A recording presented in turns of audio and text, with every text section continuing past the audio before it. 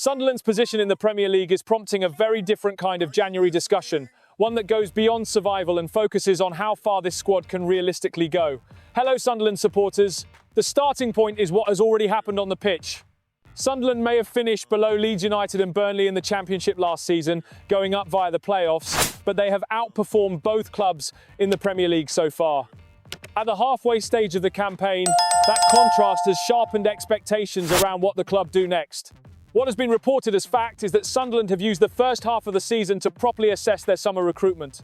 Backed by Kyril Louis-Dreyfus, Régis Lebris oversaw significant investment aimed not only at staying up, but at competing.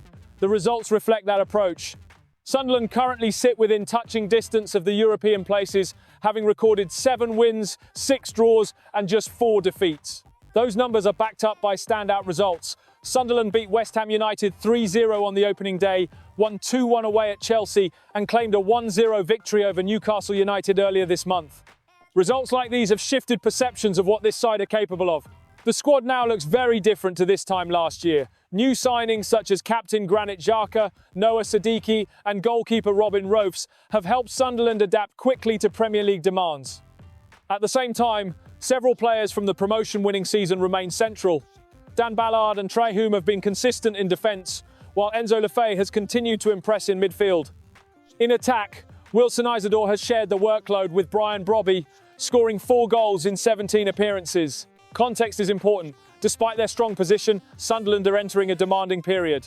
Sadiki, Habib Diarra, Reinildo, Arthur Masuaku, Kemsdine Talbi, and Bertrand Traoré are all away at the Africa Cup of Nations.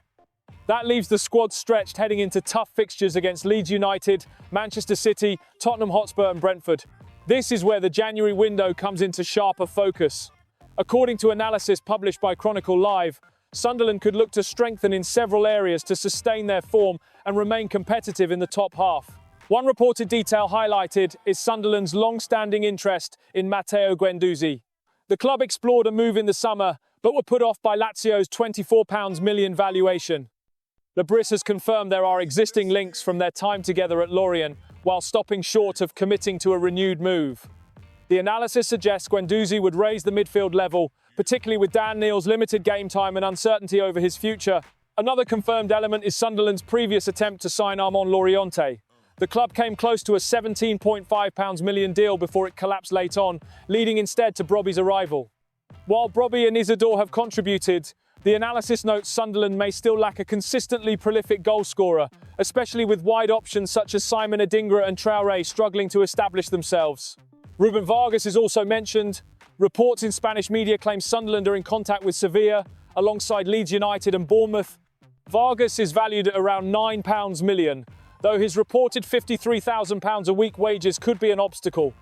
He has 3 goals and 4 assists in La Liga this season and would provide cover during AFCON. Other names, including Renan Lodi and Ilan Kebel, are presented as analytical suggestions rather than active targets. In Lodi's case, reports suggest he is close to agreeing a move elsewhere, while Kebel is discussed purely in terms of profile and output. Overall, this points to Sunderland entering January from a position of strength, but also exposure. They are not scrambling, yet international absences and a difficult run of fixtures increase the stakes. Recruitment decisions now carry greater weight than they would for a typical newly promoted side. My view, based on the reporting and analysis, is that Sunderland face a fine balance. The right reinforcements could lift a squad already exceeding expectations, while poor decisions or disruption risk undermining what has been built so far.